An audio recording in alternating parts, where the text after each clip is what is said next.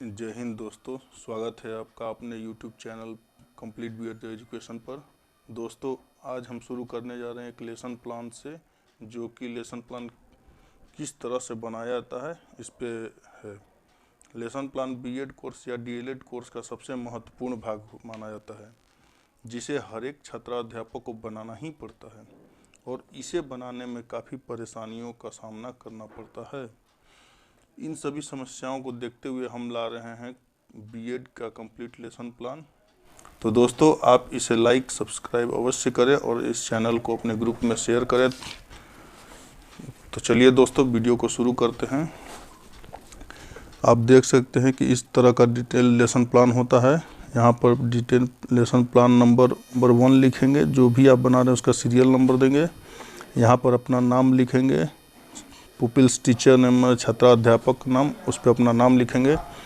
Roll number लिखेंगे, आपका जो कॉलेज में रोल नंबर है।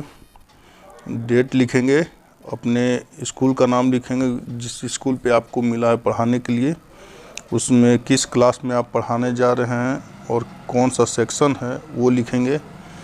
आप किस सब्जेक्ट को पढ़ाने जा रहे हैं, जैसे मैथ पढ़ाने जा रहे हैं या साइंस पढ़ाने जा रहे हैं या सोशल साइंस, उसको आप लिखेंगे। पीरियड कौन सा पीरियड है आपका, पहला है, दूसरा है, तीसरा है, ये सब लिखेंगे।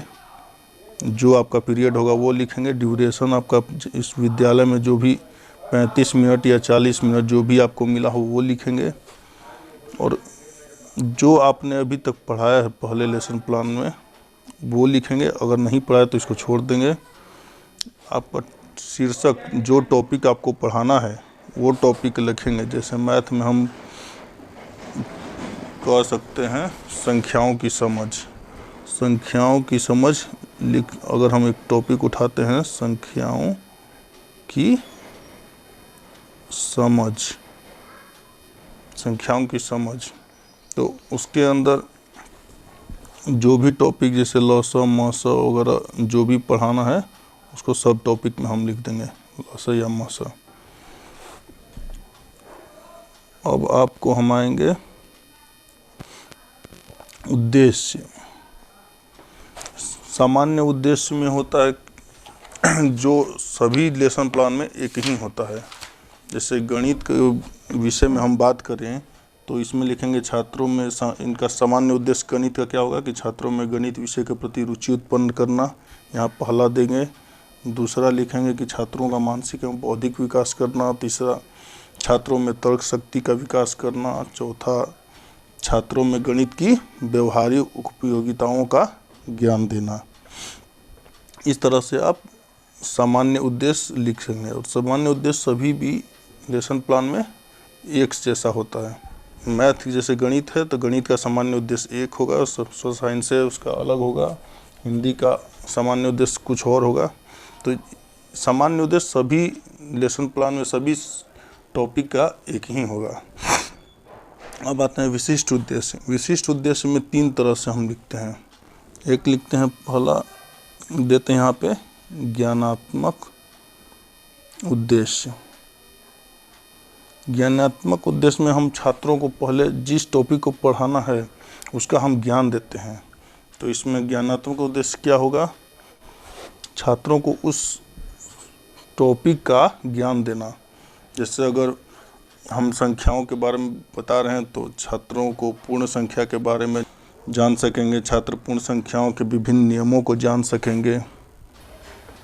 अब आते हैं दूसरे में आते हैं हम बोधात्मक उद्देश्य। बोधात्मक उद्देश्य, बोधात्मक उद्देश्य का मतलब है तो जो भी हमने आप छात्रों को ज्ञान दिया है या जो भी पढ़ाया है वो बच्चों को कितना समझ में आ रहा है और वो समझ के वो अपने से क्या कर रहे हैं उसके बारे में है। जैसे मान लिया कोई हमने शीर्षक पढ़ाया तो उसकी व्याख्या करेंगे अपने शब्दों में, ये हो जाएगा उनका बोधात्मक उद्देश्य। टॉपिक को पुनरावृत्ति करेंगे, ये इनका बोधात्मक उद्देश्य हो जाएगा। अब तीसरा होगा यहाँ पे क्रियात्मक उद्देश्य। क्रियात्मक उद्देश्य, क्रियात्मक उद्देश्य में होता है कि शिक्षक ने जो छात्र को पढ़ाया और छात्र उसे क्या सीखा उसका प्रयोग कैसे करे, इसमें प्रयोग का उद्देश्य क्या है, वही क्रियात्मक उद्देश्य है। जैसे मान लीजिए हमने संख्याओं के बारे में पढ़ाया, तो बच्चे क्या करेंगे, छात्र पूर्ण संख्याओं संबंधित या संख्याओं संबंधित जो प्रश्न होंगे उनको हल कर सकेंगे, और संख्याओं से संबंधित जितने भी प्रश्न होंगे, दैनिक जीवन में समस्याएं जो आएंगी उनको वो हल कर सकेंगे। इसे हम कहेंगे क्रियात्मक उद्देश्य। अब आते हैं संदर्भ प्रयोग किए गए। संदर्भ जो भी हम पुस्तक लेते हैं, जिससे जैसे हम मान लीजिए CBSE के बुक लेते हैं तो हम यहाँ पे CBSE लिखेंगे, या फिर स्टेट का लेते हैं तो SCERT लिखेंगे, या जो भी जिस बुक से आप रेफरेंस ले रहे हैं उसको हम यहाँ पे लिखेंगे। शिक्षण विधियाँ में लिखेंगे, जो भी विधि आप यूज कर रहे हैं, प्रयोग कर रहे हैं लेसन प्लान बनाने में, उसे हम यहाँ पे लिखेंगे। जैसे हम पहले यूज करेंगे प्रश्नीकरण विधि, प्रश्नीकरण विधि। दूसरा लिखेंगे व्याख्यान या स्पष्टीकरण विधि, और तीसरा लिखेंगे प्रदर्शन विधि। जो भी हम चीज़ें बना कर लाएंगे बच्चों को दिखाने के लिए, उसे हम प्रदर्शन विधि कहेंगे। आगे आते हैं, जो भी कौशल या प्रयोग करेंगे उसको आप लिखेंगे यहाँ पे। और शिक्षण सूत्र यहाँ पे लिखा हुआ है, मैक्सिम ऑफ टीचिंग, मतलब शिक्षण सूत्र। शिक्षण सूत्र में आप क्या कर सकते हैं, बच्चों को किस तरह पढ़ाएंगे, सरल से कठिन की ओर, या फिर सामान्य से विशिष्ट की ओर, और मूर्त से अमूर्त की ओर। ये 3 चीज़ शिक्षण सूत्र में लिखेंगे। और सहायक शिक्षण सामग्री जिसका उपयोग किया है, इसमें लिखेंगे आप, पहले लिखेंगे चौक, आप लाएंगे चौक, डस्टर, लपेट, श्यामपट्ट, पुस्तक जो भी आप लेकर आएंगे सब, पुस्तक हो गया, पोस्टर हो गया, चार्ट पेपर हो गया, संकेतक हो गया, संकेतक बहुत आवश्यक है, संकेतक इत्यादि। तो इन चीज़ों की सहायता से हम पढ़ाएंगे। अब आता है प्रीवियस नॉलेज, यहाँ पे पूर्व ज्ञान, कि छात्र संख्याओं के बारे में या जो भी टॉपिक पढ़ा रहे हैं उससे संबंधित सामान्य जानकारी रखते हैं। छात्र जिस टॉपिक को आप पढ़ा रहे हैं उसका सामान्य जानकारी रखते हैं, सामान्य जानकारी रखते हैं। उसके बाद आप आएंगे प्रस्तावना। प्रस्तावना सबसे महत्वपूर्ण भाग होता है। अगर इसे आपने बना लिया तो अगर इसको आपने छात्रों के माध्यम से निकाल लिया, जो टॉपिक आप पढ़ाना चाहते हैं, तो आपका आधा काम वहीं पे समाप्त हो जाता है। प्रस्तावना में हमें जो प्रकरण पढ़ाना होता है उसे हमें छात्रों से प्रश्न पूछकर या कहानी कहकर या फिर अन्य विधियों से निकालते हैं। पाठ प्रस्तावना में ध्यान देने जो कुछ बातें हैं, जैसे कि अगर आप प्रश्नीकरण विधि द्वारा अपना प्रकरण निकाल रहे हैं तो प्रश्न हमेशा जेड फॉर्म में होगा। जैसे इस तरह से होगा, जेड फॉर्म में। जैसे आपने जो भी प्रश्न पूछ रहे हैं, पहला प्रश्न जो भी आपने पूछा, छात्र उसका कुछ उत्तर देंगे। अब उसी प्रश्न से फिर दोबारा, उसी उत्तर से दोबारा आपको प्रश्न निकालना है, और फिर उसका उत्तर जो देंगे फिर उस प्रश्न से आपको उत्तर निकालना है, और जब तक कि आपका प्रकरण न निकल आए। और प्रकरण में ध्यान देने की ये बात है कि कभी भी पहले प्रश्न में आपका प्रकरण नहीं निकलना चाहिए। जैसे आपने कोई प्रश्न पूछा उसी में प्रकरण, ऐसा प्रश्न नहीं पूछना है। और कभी भी प्रकरण में प्रश्न का उत्तर हाँ या ना में नहीं होना चाहिए। तो इसमें सबसे ज़्यादा ध्यान देंगे, प्रकरण में 4 से मैक्सिमम 4 या 5 से ज़्यादा प्रश्न नहीं होने चाहिए। अब आएंगे डिक्लेरेशन में। अर्थात उद्देश्य कथन। तो इसमें छात्राध्यापक क्रिया में क्या होगा कि आपने जो प्रकरण निकाला है यहाँ पर बच्चों, आज हम आपको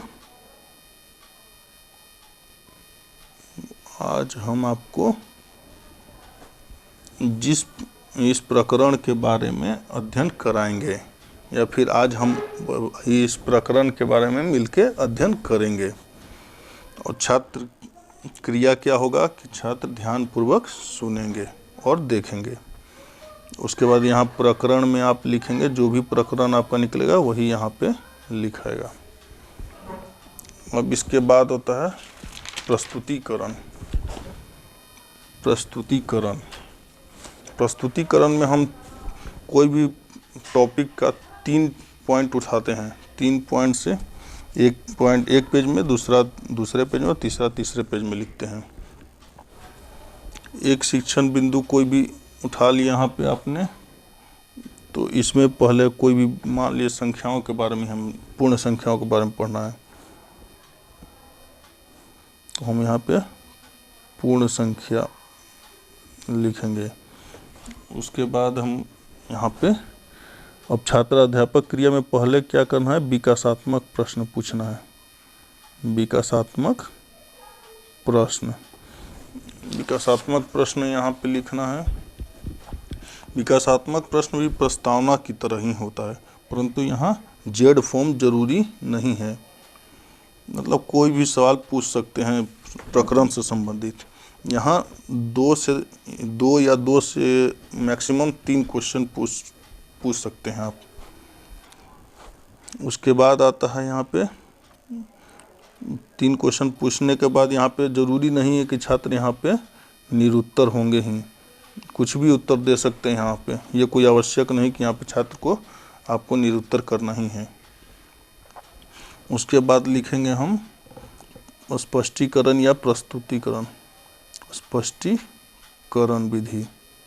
उसके बाद जो भी आपको पढ़ाना है वो यहाँ पे आप यहाँ से यहाँ तक पढ़ाइएगा।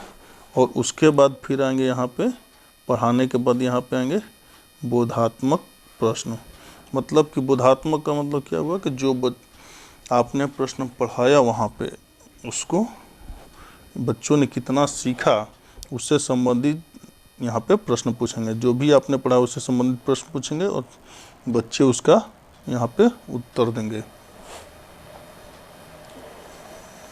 छात्र क्रिया में यहाँ पे प्रश्न पूछेंगे आप, और छात्र क्या करेंगे यहाँ पे उत्तर देंगे यहाँ पे। ठीक, उसी प्रकार यहाँ पे स्पष्टीकरण में क्या करेंगे, आप तो व्याख्या करेंगे, और लेकिन छात्र क्या करेंगे, तो छात्र ध्यान पूर्वक सुनेंगे और देखेंगे।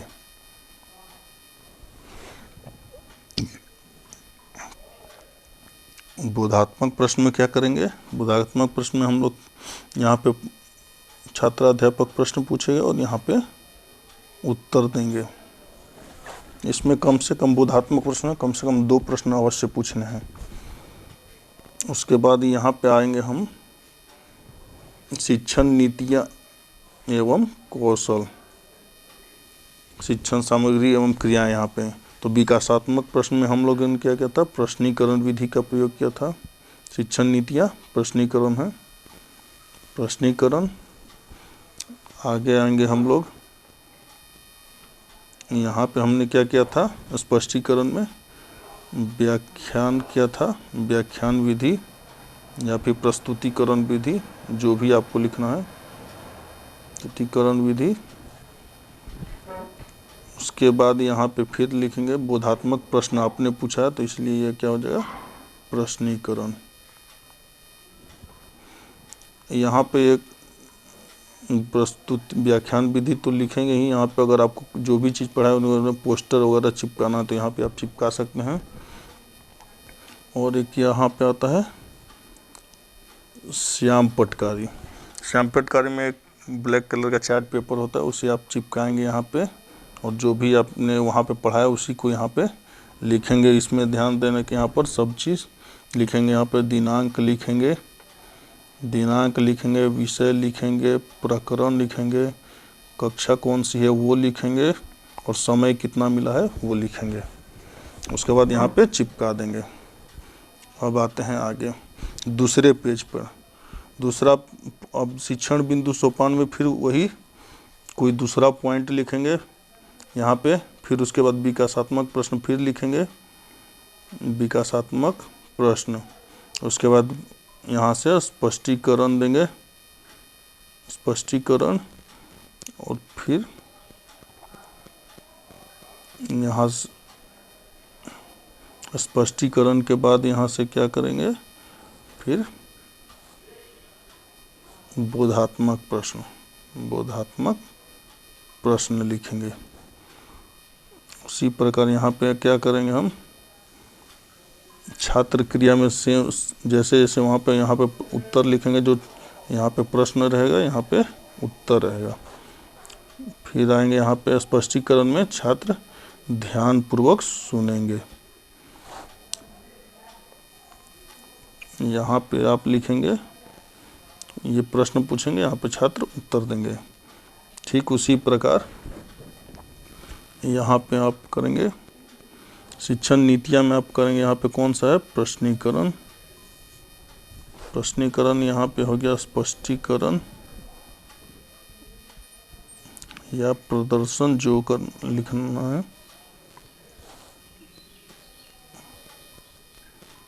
प्रदर्शन विधि। उसके बाद आप नीचे जाएंगे, फिर यहाँ पे अपने प्रश्नीकरण लिखेंगे, प्रश्नीकरण विधि। और यहाँ पे चार्ट पेपर से बना देंगे।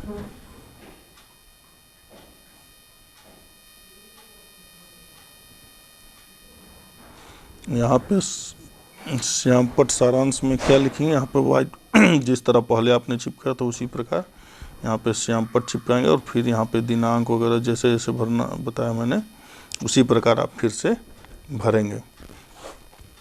फिर अगले प्रश्न इसी प्रकार 3 आएंगे। यहाँ पे एक छूट जाता है, एक शिक्षण बिंदु यहाँ पे लिखेंगे और उसी तरह भरेंगे। 3 शिक्षण बिंदु आपको लिखना है। उसके आएंगे पुनरावृत्ति।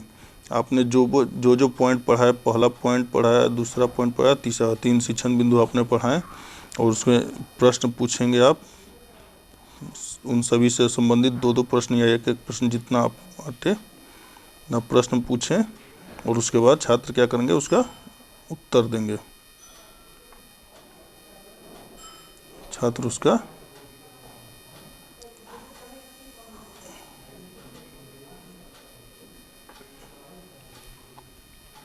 अब उसके बाद मूल्यांकन में आएंगे। मूल्यांकन में शिक्षण बिंदु आपने जो पढ़ा है उसको लिखेंगे, किसी से संबंधित और कुछ प्रश्न पूछेंगे। पहला प्रश्न जो प्रश्न आपको लगे कि जिससे कि बच्चे जान रहे, इससे आपको मूल्यांकन में आपको ये देखना है कि बच्चे आपको कितना समझ पाए हैं, आपने जो क्या पढ़ाया है जो वो समझ रहे हैं या नहीं। तो इसमें क्या करेंगे, आप प्रश्न पूछेंगे छात्र अध्यापक क्रिया में और छात्र क्रिया में बच्चे जो उत्तर देंगे वो आप लिखेंगे।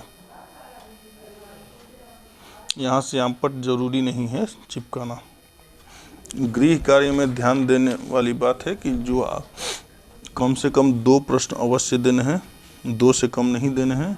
और प्रश्न ऐसे होने चाहिए कि विद्यार्थी है या जो छात्र हैं उनको बनाने में कुछ समय लगे। ऐसा नहीं कि सिर्फ वस्तुनिष्ठ प्रश्न दे दिया, ऐसा नहीं करना है। तो और एक लास्ट में आपका ये ऑब्जर्वेशन शेड्यूल है, इसमें ये आपका नाम नहीं रहेगा, ये जो छात्र आपको ऑब्जर्व कर रहे हैं उनका नाम रहेगा, उनका रोल नंबर रहेगा, सब्जेक्ट जो आपने पढ़ा है, टॉपिक जो रहेगा, मैथ जैसे लिया, इंग्लिश लिया, जो भी सब्जेक्ट हो गया उसका टॉपिक या सब टॉपिक है। उसके बाद यहाँ पे या तो छात्र अध्यापक का रहेगा या फिर टीचर रहेंगे, अपना करेंगे। उसके बाद यहाँ पे उसका जो छात्र अपना ऑब्जर्व करेंगे उनका सिग्नेचर रहेगा और यहाँ पे सुपरवाइजर का तो दोस्तों ये रहा आपका पूरा कंप्लीट डिटेल्ड लेसन प्लान। आशा करता हूँ कि ये आपको समझ में आया होगा, और आगे भी हम पूरा, ये हमारा पहला वीडियो और इसको आगे हम अपलोड करते रहेंगे। इसलिए आप लोग इस चैनल को लाइक और अपना प्यार दीजिए, इस चैनल को सब्सक्राइब कीजिए तथा दोस्तों में अपने ग्रुप में जहाँ भी हो शेयर कीजिए। धन्यवाद।